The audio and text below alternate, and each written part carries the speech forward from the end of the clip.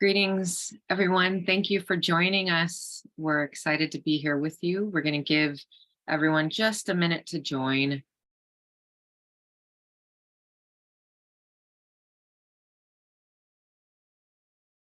And as we invite people to join in, I wanted to go over just a couple of housekeeping items for you before we get started. As you'll note, we are in webinar only mode, which means that our panelists are the stars of the show today. If you do have questions at any point during the discussion, you are welcome to add those into the Q&A function. You also have the ability to chat the hosts and panelists. In the case that you're running into technology issues, feel free to plug in those questions there. Otherwise, we will go ahead and get started, as I know we're eager to talk about some of the topics that we have on the schedule today. So I wanted to first welcome you all. My name is Dr. Lily Lopez-McGee. I currently serve as the Executive Director for Diversity Abroad, which I will talk to you a little bit about in just a second. Just as an orientation for how the flow of our conversation will go today, we'll do a couple of introductions, and then we'll get into some moderated panel discussion questions that I have for our panelists today. And then we will have a Q&A feature at the end where we will address questions from the audience. Again, at any point, feel free to plug in those questions into the Q&A function. For those of you who are newer to Diversity Abroad, I did want to just share a bit about our organization and who we are. We are a small organization with a mighty mission to increase access to and inclusion in international programs for students from historically underrepresented and diverse backgrounds. And that definition is quite broad. We have both student-facing engagement opportunities, including this webinars like this one, where we highlight different identities in the international context. We also have a professional services side of the house that focuses on institutions, organizations, and those folks who support the students who are involved in international programming. If you'd like to learn more about us, you know where to catch us. We will send you follow-up emails after this also to make sure that we stay in contact. We would also like to thank our sponsors for this webinar as a part of our larger series that have supported these discussions. IES Abroad and London Metropolitan University are is an organization and institution that are deeply committed to diversity, equity, and inclusion in international mobility programs. And we'd encourage you to check out their profiles on the diversityabroad.com website. And without further ado, I would like to get into our conversation today. And I'm so excited to be joined by two wonderful individuals who have very different experiences, having been abroad, and they're both at different trajectory points in their experiences, both as students and as young professionals. And I will perhaps turn it over to Elizabeth to get us started. Elizabeth, would you like to introduce yourself and share just a little bit about your background and what brings you here today? Sure. Hi, everybody. So excited to be here today. Thank you again to DA for the invitation. My name is Elizabeth Raquel Garcia, and I am a global education DEI specialist. And I was able to study abroad as a first-gen low-income student 3 times during my undergrad, which was huge. And it absolutely changed my life. I studied abroad in Brazil, Mexico, and Chile as a heritage-seeking student, and I had so many incredible experiences along the way. And because of those incredible experiences, I decided to actually pursue a profession in international education, and I built my own career. I have my own business called Access Equitable Education, and what I do now is I've leveraged my international education experiences to help consult these international education programs to make them better serving and more supportive to first-gen, low-income, marginalized students like us. So yeah, really excited to be here today. Thank you for having me. Thanks, Elizabeth. And Diana, would you like to introduce yourself? Hello, everyone. Thank you for having me as well. I am Diana Garza. I'm currently in my undergraduate career as a rising junior studying business administration with a concentration in management and entrepreneurship at the Elizabeth City State University in North Carolina. And I had the opportunity to actually study abroad there my freshman to sophomore summer in Barcelona, Spain, as a heritage seeking student as well. So I went to kind of just see where my roots were and just had an amazing experience overall that kind of maybe discover like my passion for international affairs and what I want to do in the business world. And I'm currently pursuing an internship and during the summer and as a banking and advising intern.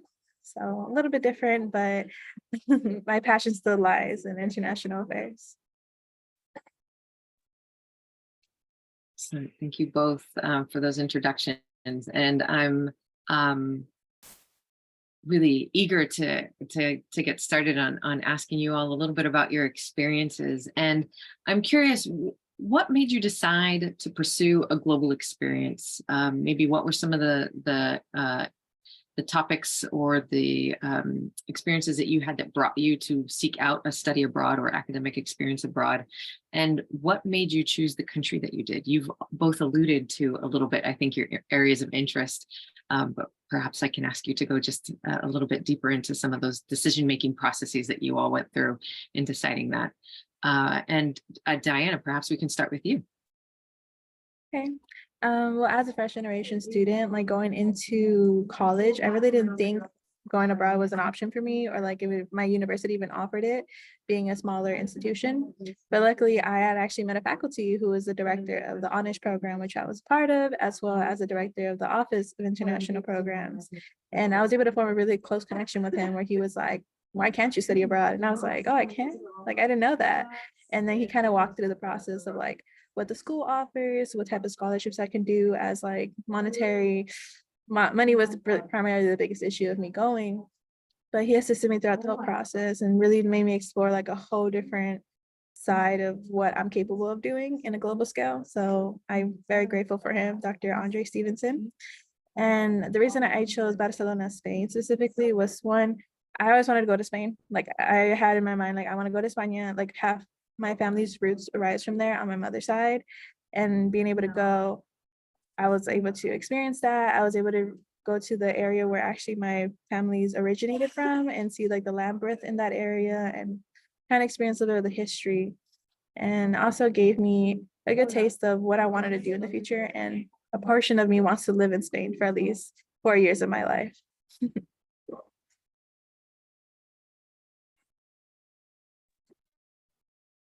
Thanks. And Elizabeth, would you like to go next? Sure, absolutely. This is a really great question. And why I decided to pursue a global experience in the first place is actually because I was a first-gen low-income student. And that doesn't really sound like a common answer. A lot of us first-gen, especially as first-gen low-income students, think that we can't study abroad, but that is the very reason why I studied abroad. Truthfully, as a first-gen low-income student, I was having a really, really hard time adapting to life on campus at my institution. I studied at the University of California in Santa Cruz, and it's a beautiful, beautiful campus with a very high cost of living. And you know, as a, again, first gen, low income, multicultural Latina from East LA, I didn't feel like I had a place where I belonged. I was really struggling with, you know, making friends. And on top of that, like more than anything, it was the financial aspect because I had 3 jobs that I was juggling, trying to pay my out-of-pocket expenses to be able to stay at university. And I just overall was not having a good time. I was having an awful time, including experiencing some things even with bullying for being a first-gen low-income student because I was living in the international student college with both students from the US and from around the world, but they were students like from Calabasas and students with a lot of money. And I was having a hard time fitting in with them, and they especially, you know, had this weird thing with me because I was always busy and I was always working and I didn't want to hang out. And so yeah, all of those factors contributed to why I wanted to pursue a global experience. And I just found myself in a very unique opportunity where, while I did have 3 jobs to pay for the out-of-pocket costs, I had actually won a special scholarship based on my income status, and it covered about 90% of my financial aid to attend this university. So that was awesome. And I sat down with my financial aid advisor after, I came across a webinar, actually, again, for first gen students, how to study abroad. I decided, okay, I want to do this thing, but I don't know how to pay for it. So I sat down with my financial aid advisor, and they told me that that scholarship that I had won, that paid for most of my expenses to attend university in the US, that it would go with me wherever I went in the world on the University of California Education Abroad programs. So that was amazing. Once I learned that, I was in. And to the next question, that is why I decided to study abroad in Brazil.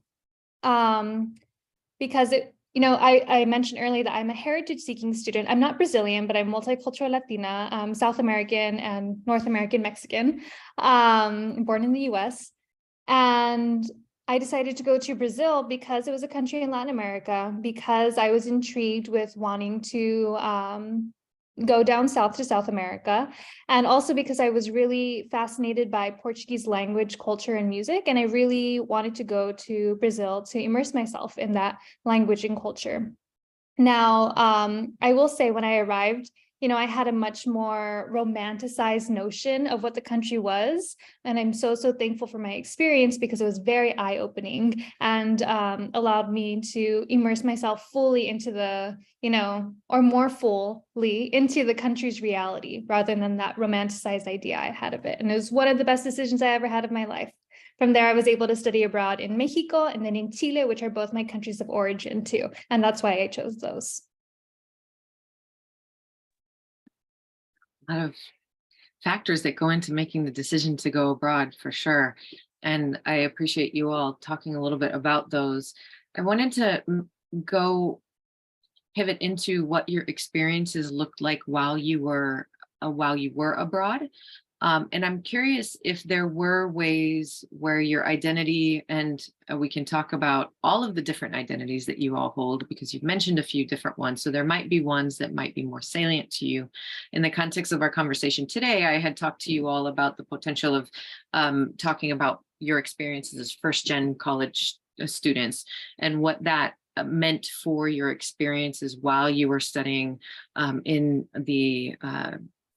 while you were studying abroad. So I'd like to pose that question for you. If perhaps the first gen identity is not the most salient, or there were other things that were overlapping, I'd love to hear also about how those may have influenced your experience while you were abroad as well. So perhaps we'll do the opposite order this time and say, Elizabeth, if you'd like to go first, and then Diana will come to you. Sure, that sounds great. I would say that my identities played a huge factor in my experiences abroad, and that's kind of how I moved into my professional pursuit of being a global education DEI specialist. I kind of integrated my identities into my profession. And I am a first generation, low income, multicultural Latina who is queer and who has chronic health conditions. And all of these aspects of my identity impacted my experience while abroad. And also influenced, again, my decision making. I mentioned that I decided to study abroad in countries that I felt either drawn to, like Brazil, I was just interested in going, or my countries of origin, because I wanted to reconnect with my cultures and my heritage. Now, I did mention that a couple of different aspects of my identity, the fact that I am queer, and that I studied abroad in Latin America and places where I have family who don't know that I'm queer. So that definitely did impact my experiences abroad, because I felt like this tug and pull, right? Because study abroad is such an incredible experience where I truly felt like for the first time I was able to process a lot of different aspects about who I am and really come to terms with those things. So I feel like many other students, for being able to study abroad, I was able to come to terms with my queer identity, right?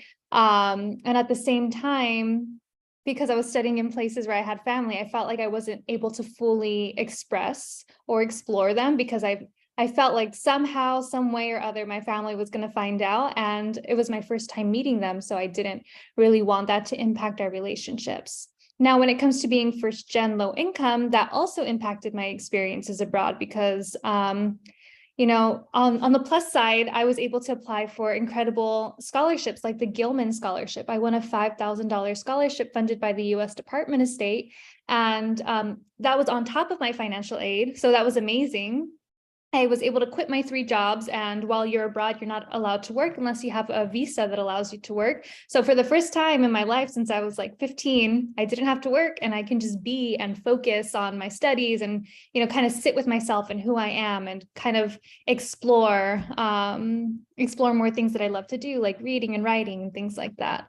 And winning this scholarship for the first time allowed me to experience what life is as a middle-class person in a country where I was highly regarded, right? Being from the United States and having a US passport and having US currency, I was put on a much different pedestal. And also, obviously, the color of my skin, right?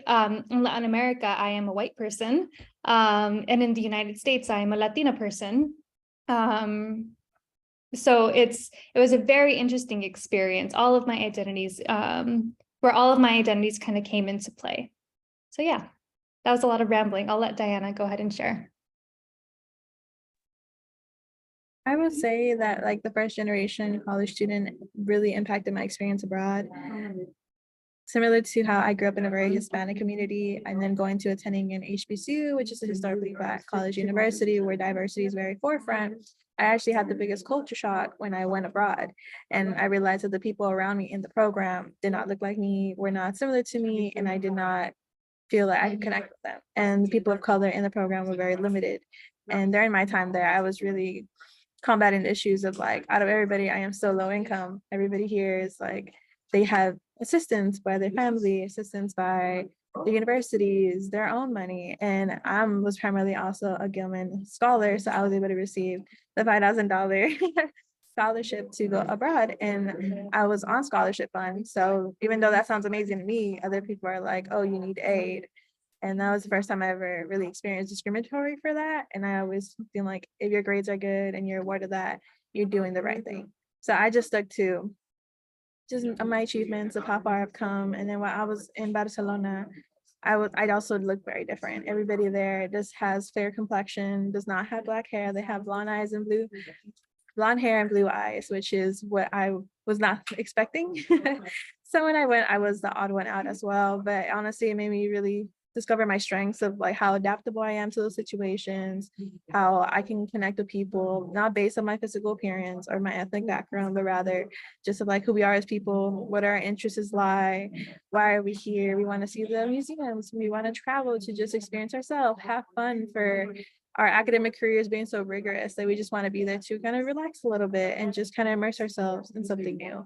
So I was able to cater to different parts of myself, like emotionally and like also mentally, of the type of person I am. And then coming back to the States after my study abroad experience, I realized that I wanted to have that same experience be shared with a lot of people in my university who are also people of color that didn't have that same. So I became a study abroad ambassador on my campus, and I work very closely with the Office of International Programs to kind of make the numbers go up of people who study abroad as well as who apply for scholarships. And I'm happy to say that we went from like 5 of us the summer I went to over 36 people this summer, traveling to over 6 different countries, all in scholarship aid. So yeah, it's very good to see the impact that I had along with other people who also got to experience study abroad. And that kind of motivated me to push, like, I want to go abroad more.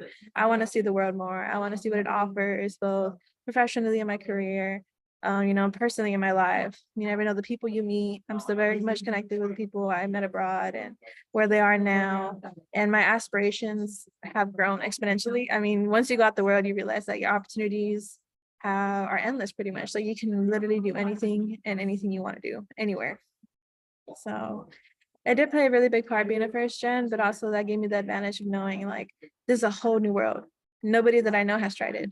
I'm gonna be the first to do it, and I can share everything I've learned. I can share everything I can. that can help them do the same. So think about it as an advantageous situation where it's like you can share what you learn with others, and it feels great as well. I love that. And I love the idea of lifting as we climb and providing back and reaching back and opening up opportunities. And to be completely transparent, I got in touch with Diana because she really left an impact on me after I had a chance to meet her. So you all are doing some great stuff. I thought I might come back to, so we've talked a little bit about your decision-making process. We've talked a little bit about what your experience was like abroad, and I'm going to bring us back to sort of the phase of pre-departure. And while the question on the screen asks if you faced any challenges, hurdles, or barriers as you prepared to go abroad, I might also ask you the flip side of that question and see what additional supports you all had. Diana, I know you mentioned you were your faculty mentor. If there were other things along the way that also you saw as an advantage of preparing to go abroad, sort of looking at both sides of that question. What were some of the challenges and what were some of the things that you thought really helped get you in a place where you felt prepared when you were going abroad? And Diana, perhaps we can come back to you to start out with you if that works for you. Yeah, so definitely I would say the first thing you tell people when you're studying abroad, you're gonna get hit with why is it so far away? What about your family? Aren't you scared? Have you seen this movie? Have you seen that movie? Like, that was the nice thing, as other people's insecurities and fears got projected onto me as soon as I announced that I want to study abroad. And my family was not okay with it at first, but after I told them like, I'm gonna go and it's my decision and I want to do it. And after I kind of eased their concerns with like their questions, I did not let anybody's projections like affect me. If it was for my family, I could like calm their fears, but anybody else exterior, I was like, I don't mind what your opinions are. You keep them to yourself. So for sure, it made me have a mental, like, what is it called? Mental strength to be able to block those fears off. Also the financial barrier was something that was very concerning. Like I got accepted into the program, but like, how am I going to get there? Like, what's going to happen? Like, how are the payments going to do? And I really relied on my scholarship and financial aid because going to college, the only reason I'm even attending university is because my university offered me a full ride scholarship. So I'm there on scholarship. So I'm like, if I want to do anything external, it has to be out of my pocket or I find external funding.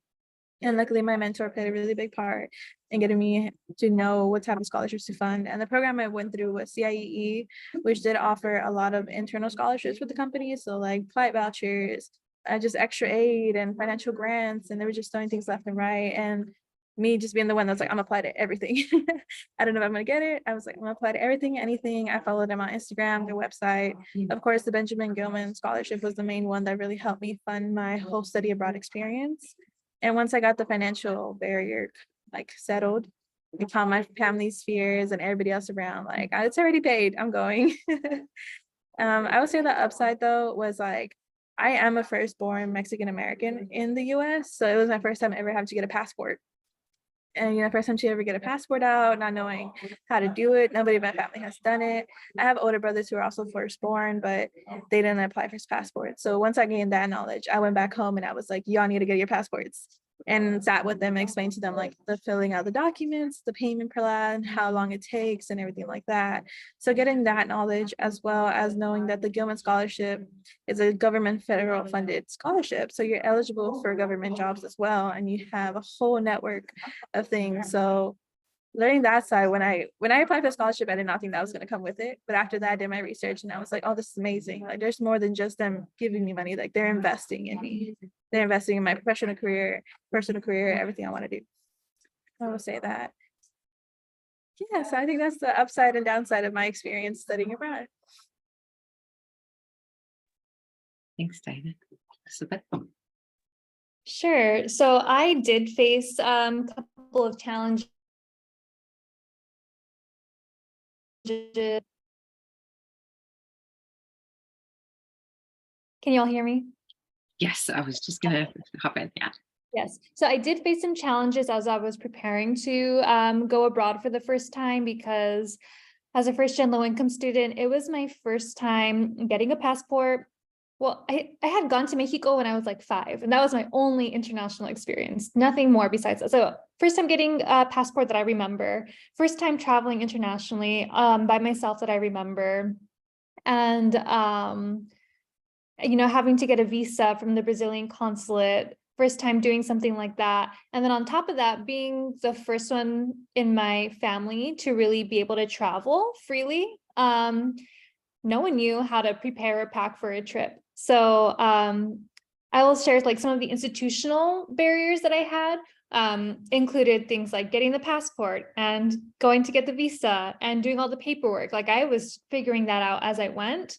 It was kind of hard to navigate, but luckily, again, I had a lot of great resources. I had my study abroad advisors, my financial aid advisors. I had some support with people at the Brazilian consulate who were really great at answering my questions and making sure I was getting the support that I needed to get my visa, which I didn't get until like a week before I had to go to Brazil. And I'm only speaking on my Brazilian experience because there was Mexico and Chile too, but that's a whole other story. So those were the institutional challenges that I had. But again, I had those levels of support. But on the personal challenges that I had, I mentioned things like I didn't know how to prepare for a trip. I didn't know how to pack for a trip. I also didn't have any money, to afford extra things to like pack for my trip. So I remember very vividly, packing for my trip abroad and kind of just dumping whatever clothes I had. And taking that with me to Brazil and then arriving and realizing, oh no, I was not prepared. I think I remember bringing like a pair of huarache sandals, which are a pair of like Mexican sandals, and a pair of sneakers, and a pair of jeans and a couple of mismatching like tops and skirts. And that was it. And definitely did not fit in with the local culture, definitely was not prepared for the amount of rain and the weather conditions in the culture. Yeah, I didn't have like travel gear or anything like that. I had no idea what I was getting myself into. So yeah, those were some of the personal challenges I also had. And I overcame them just by kind of going with the flow. When I was in Brazil, I had to make some adjustments. I had to use what I had. I stuck with those jeans and I stopped wearing the mismatching shirts and skirts, and I just stuck to those jeans, and like I had my go-to outfits I would just repeat over and over again. And I ended up buying some chanclas off the street because I had to. So things like that. Thank you both for talking a little bit about that in your preparation. And I'm going to maybe pivot now to where it is that you all are now. And Elizabeth, you're currently a working professional. Diana, you're currently in your internship. I think you are actually in the middle of your internship orientation. So we send a special note of gratitude to you for joining us during this. I'd like to ask you all how you think your global experience has benefited you, either personally, professionally, academically, or in other ways that you think might be that you'd like to share with the group today. And Elizabeth, perhaps we'll start with you this time. Sure. So my global experiences in Brazil, Mexico, and Chile benefited me so much across, across my personal, professional, and academic life. I often say that it leveraged the playing field for somebody like me, compared to the level of access that, the quote unquote majority students have at institutions, those who have the privileges to be able to afford university, who may have come from generations of folks who have attended university. For me, being able to study abroad opened me up to, again, not having to work 3 jobs while attending university. I also got to study at world-class universities, like the best university in Brazil, best university in Chile. In Mexico, I didn't go to university, but I did a field research project. But after that, I also did a special program with the Mexican federal government. So again, connecting with some of the highest levels in quote unquote, like Mexican society, being able to connect with the Mexican government. And along with all of those things, I was also able to access, world-class internships, world-class internships, volunteerships, research opportunities, things that I wouldn't have been able to do if I had stayed at my university as a first-gen low-income student, working 3 jobs and not having the time to engage in these opportunities and or having the access to them, right? Like I mentioned earlier, immediately me coming from the United States and going to Latin America, there's a shift in perception of dynamic and the way that people treat you. So, for example, like working with the Mexican government on their special program, they treated a whole bunch of first-gen low-income Mexican American students, us from California, as the most prestigious scholars in the entire world. You know, they gave us world-class tours and they took us to ballet and they took us to dinners and they took us on all of these incredible opportunities that we wouldn't have had access to, like here in California, because of our quote unquote social status. And I think that it's wrong that we don't have opportunities like this in the United States. I believe that education should be equitable and accessible to everybody. But for someone like me, I was able to find that by going abroad and becoming this esteemed international scholar. And that feeds into like what I'm doing professionally now. Again, my role as a global education DEI specialist, and my whole mission is to help make programs like this more accessible to historically underserved students, to make sure we all have access to this type of program that can leverage the playing field and that can give us access to these opportunities that can change our lives. These opportunities changed my life completely.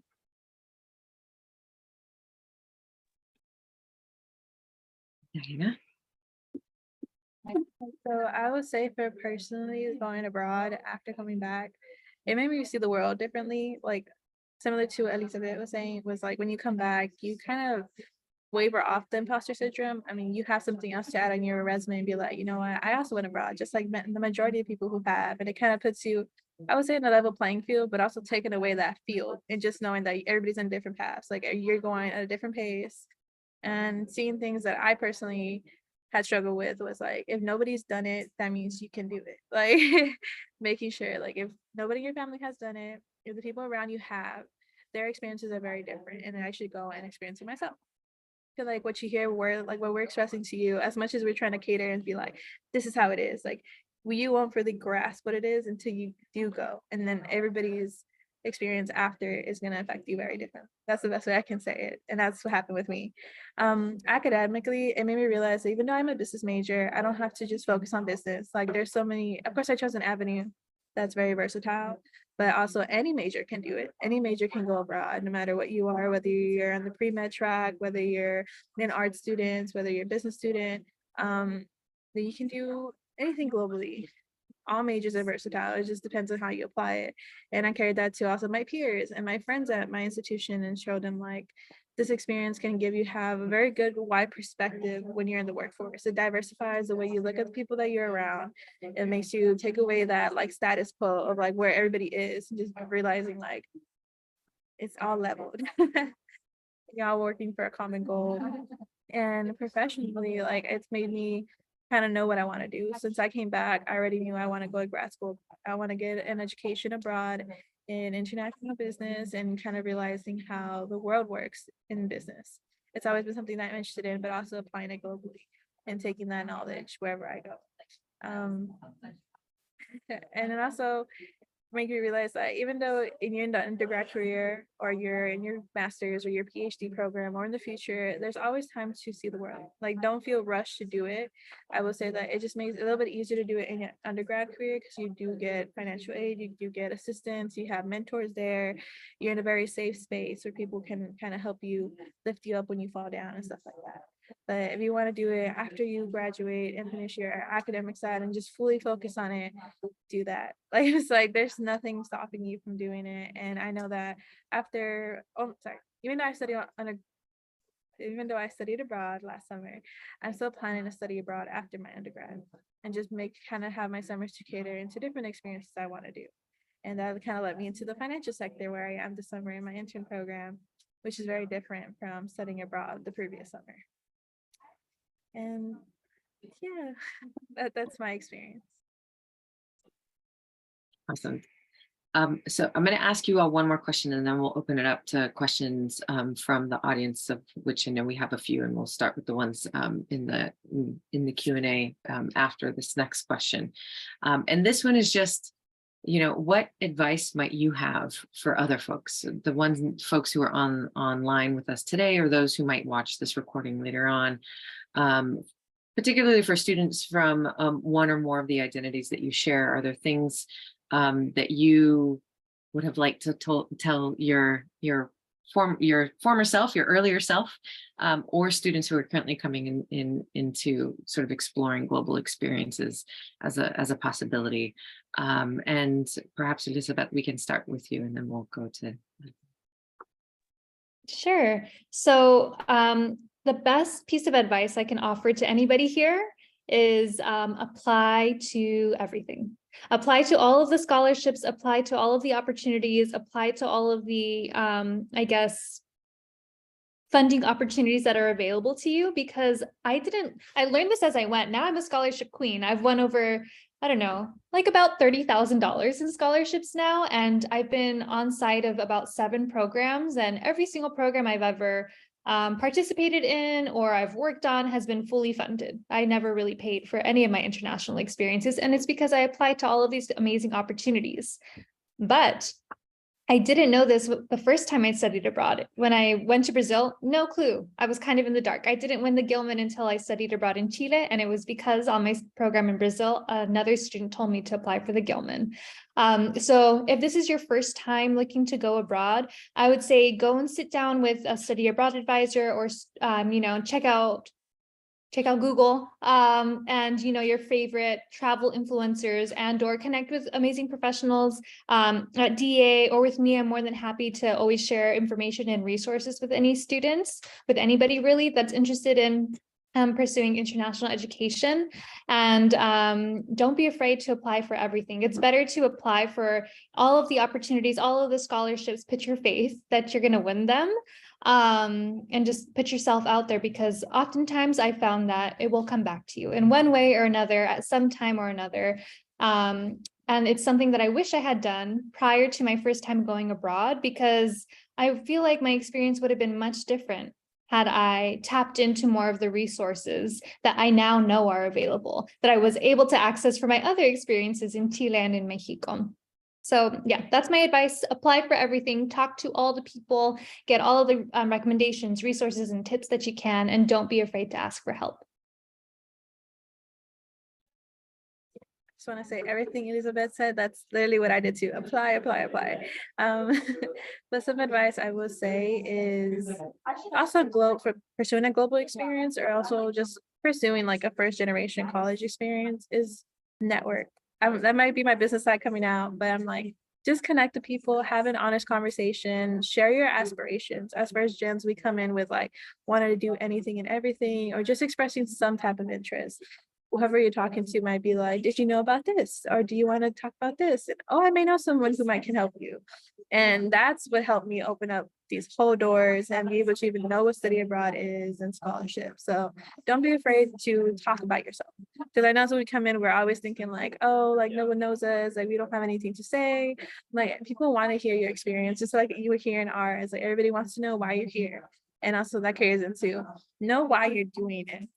Like know why you're going abroad, know what you want to earn for yourself prior to you going, and just knowing that you're doing it for the right reasons. If you go abroad to party and to just kind of just spend your time over there wasted, which I believe a lot of people have that mentality when they go, when it becomes a luxury to travel abroad. But for your first generations, like when you go there, like soak everything in and just know that you're doing it for yourself, whether it be for your family as well. Because I know my experience, every time I travel abroad or just travel anywhere, I'm like, I'm doing it for my family. They may not be here with me, but I carry the experience with me. And I'm always grateful, of course, for even to be able to do this. So those two would be like the key things I would say. Know why you're doing it. Thank you both. That's some really good advice. And I will add a note here. While I am not a first generation college student, my parents did not do education here in the United States. And having that experience with getting into study abroad is not always easy, because you think that some things are not accessible, and it's really great to hear from both of you all that some of those aspects of things really helped motivate you to seek out different paths. And I would just encourage everybody on the call here today to take some inspiration from that, because it's a really exciting thing to be able to chart your own path and learn and figure out how to make some of this possible. So I think we might, I'm going to stop sharing just for a moment while we take a couple of questions from the audience. And I'll start with this first one that is about working while you were abroad. And Elizabeth, I think you had referenced that you might have worked while you were abroad at one point. How did that look? Did you have to get a different type of visa? If either of you had experience with have essentially working or finding other alternative means for making money while you were abroad, what did that look like? Sure, I will share. I never officially worked abroad. I didn't have any type of regular paying gig. I almost did when I was in Brazil. I was an English tutor, but I ended up just volunteering instead for a special program for small business owners that were low income. So I didn't get paid for that. And then in Chile, I didn't work, but I did have an unpaid internship. And regarding visas, it can be very tricky. You're not allowed to work without the proper visas. You must have a work visa, or else you risk being, expulsed from your program or getting deported out of the country. So be very careful with that. I will share that I actually was advised by somebody to enter Chile without a student visa. And I had to get my student visa while I was in Chile. Highly do not recommend that. If anybody tells you to do that, highly don't recommend doing that.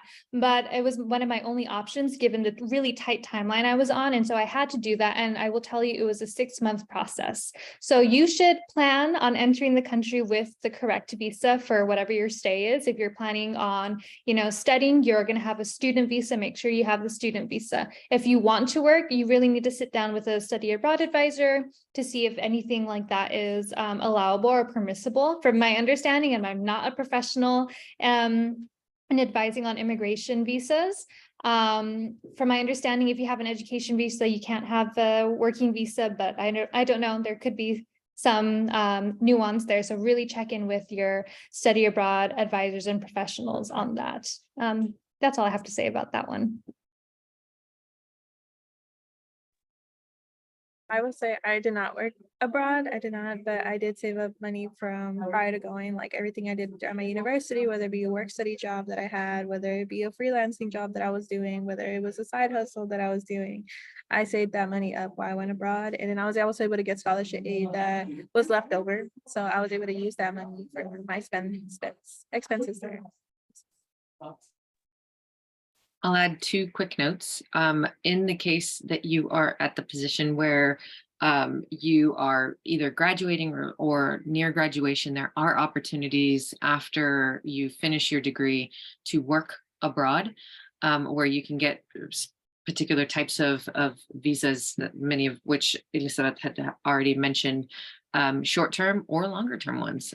There are people who will pay you for your English language skills if you are a native English speaker, or to work in the hospitality industry. There's lots of exchange programs that facilitate getting placements either here in the United States as sort of work during the summer, or in other places around the world. And you had friends of mine who had worked in Australia and parts of Ireland as hotel folks for a summer in between. So there are ways to also get paid to be overseas. There are, I would encourage you to do a little bit more digging on that, because again, they all have their different requirements.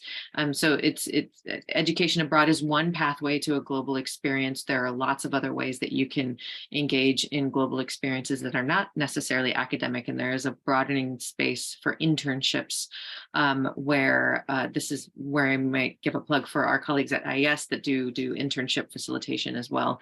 And then internships like Diana's, where you might work for a company that has an international presence where you might be able to work overseas. So I just put in that plug. And then I would also encourage you just to do a little bit of research about the programs themselves. There are some really affordable programs that might actually cost less than a full tuition of a semester or a summer. So do the time in preparing to compare the costs, because some programs may actually be less expensive than attending the institution where you are. And then of course there are full degree programs that you might want to consider, especially after you are done with your undergraduate degree. And I made a recommendation to our website with some additional guides. I'd encourage you to go there. There are some really good ideas around getting creative about how to fund study abroad, especially if you are not eligible for financial aid, or if you're an international student, or if you're exploring opportunities outside of your home country. I might jump to our next question. Oh yeah, Diane, yeah. I just also want to add that during my study abroad experience, I was doing a remote internship. I just remembered. So I was working with a different company during my summer study abroad that also assisted me with paying for my experiences. Yes, and there's so much remote work right now that there are options to do Upwork or TaskRabbit or any number of like little administrative things that you could still do while you're abroad. Although if you're doing an education abroad, I'll just suggest that you focus on your studies so that you also come back with a good grade from those experiences as well. I'll hop to our next question about family. There's a question in the chat about how did you involve your family in your study abroad experience, and how did they respond to your decision? I can go. So pretty much during my experience abroad is I walked with them through the whole process as well. Like to kind of ease my mom's mind, I explained to her like what exactly am I doing, what documents I'm filling out, when's my flight, like all the logistics side kind of help my family understand what study abroad is. And while I was there, it's just like sharing everything. I mean, like FaceTiming them, calling them, making sure I'm in constant communication with them, showing different things that I've never seen before in my life and sharing it with them. That's probably like the little key things that I did just to make them feel like as if they were with me. There was a second part to it, or was that How did you involve them with your decision making in the process? Mm-hmm. Okay, so my family wasn't really involved in my decision-making process just because I have a different type of family dynamic. They weren't really involved with the decision-making process. They weren't able to support or help in the financial aspect at all, but they were really, what's the word? Emotionally supportive of my decisions. Like, yes, you can do it, like do whatever, you can do whatever you put your mind to type of attitude. And while I was abroad, because I have a different kind of family dynamic, I didn't really keep in contact with my family. We called like a couple of times here and there, but it wasn't like calling or communicating all day, every day. But with time, things change. And my mom actually came to visit me on 2 of my programs abroad. So in Brazil, we didn't have much contact at all. When I was studying in Mexico, she actually came to stay with me and visited my field research site. So that was cool. And then in Chile, I actually invited her because as a heritage seeking student, I reconnected with my family, which is her family, her sister, her siblings that she didn't know existed because she was born in a different country. And it was really awesome because I was able to take her to Chile and Bolivia, where she was born. And it was her first time going back ever. So really special. There's so many different ways that you can incorporate your family and your loved ones in the style that works best for your family dynamic. These days you can FaceTime, you can WhatsApp, you can call, you can invite them to come visit you or not if that's not your thing. It's really up to you. And yeah, if you want them to be more involved, you can talk to them before you make decisions, because I just made decisions and I said, I'm leaving, and I left and there was nothing they can do about it. But if you want your family to be more involved with your life, maybe start having those conversations with them.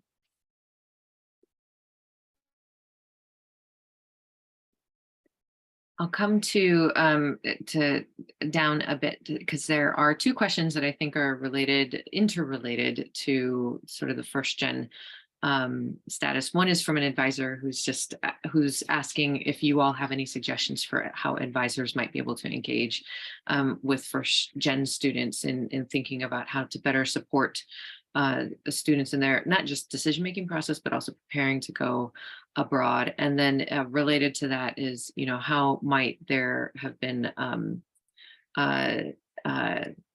yeah, we'll start with that one. I was going to do two, but we'll do that one first. Sure, I can go ahead and share.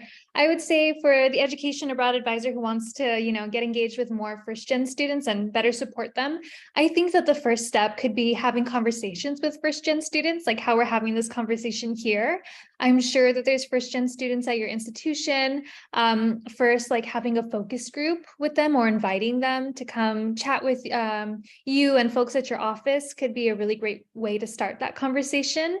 And you can ask them about their lived experiences, and they can probably tell you what it is that they wish that they needed more support with, or information about their lived experiences where you can fill in gaps. Like for me, I mentioned like I didn't have money to pay for certain things before I went abroad, and I didn't know how to access resources. As an education abroad advisor, you might have more information about like, oh, here's a scholarship opportunity, or here is a student resource center that you can, hone in on to gain access to the materials that you need. So I think the first step is inviting first gen students to come have that conversation with you. Privately, I think that could be great to build the community and build the trust. And then publicly for students, having events like this can be really great. Thank you, Diana. And thank you, Elizabeth. And I know that Diana, you have to hop off here. As we mentioned, she's in the middle of her internship. So thank you, Diana, for joining us. Any last thoughts that you wanted to share? Yes, thank you for having me so much to share my experience. Feel free to connect with me. I am on LinkedIn. If you're not on LinkedIn, please go on LinkedIn and connect with me. Just search up my name. I know Ms. Lily Lopez has also have my email. So if anybody wants my email, it's also in the Q&A chat. I put it in there. I look forward to seeing everybody's experiences and hearing about them as we share them in the future. So thank you so much for this. Awesome. Thanks, Diana. And perhaps since we are getting close to time, Elizabeth, maybe I'll pass it off to you for some last comments. I know that we had a couple of questions in here that we didn't get to. We will be sure to post out the recording for this session, but Elizabeth, I'll maybe hand it over to you for last comments, and then I'll do a couple of closeout reminders. Sure. Thank you so much, Lily. This was really great. Thank you again to you, Lily, and DA for having me. And for all of you lovely people watching, thanks for tuning in. I know we only have 4 minutes left, so there's a lot of great questions here that I would love to answer, but we're almost out of time. So like Diana said, I'm also on LinkedIn if you want to connect. I tried renaming myself as how you can find me on LinkedIn, but I'm Elizabeth Raquel Garcia. That's how you can find me. And if you all want my email, I put it into a private comment somewhere here, but I can make it accessible, or, the DA staff, I'm giving you full permission to feel free to share that information to anybody who might want it. This was a really great conversation, and I would love to continue it. So thank you again for having me. Thanks, Elizabeth. And I'm just going to close out with a couple of quick comments or just reminders. We will be recording the session. We have recorded the session, and we will be posting it on the website where you are able to review it if you joined late or if you had to hop off early. We will also, for those who are in attendance, will provide direct information at your all's request. If you send us a note back to us, you'll get an email from us with all of the follow-up information and resources as well. I did plug in a note for you all about some resources on the website, and we would encourage you to check them out. There's a whole guide on starting from A to Z on how to get into international education and global learning opportunities. So thank you all for joining, and we look forward to continuing our conversations in our Identity Abroad series later this month, to the group focusing on students from LGBTQ backgrounds. And again, thank you, Elizabeth, and to Diana for joining us, and we will be in touch very soon.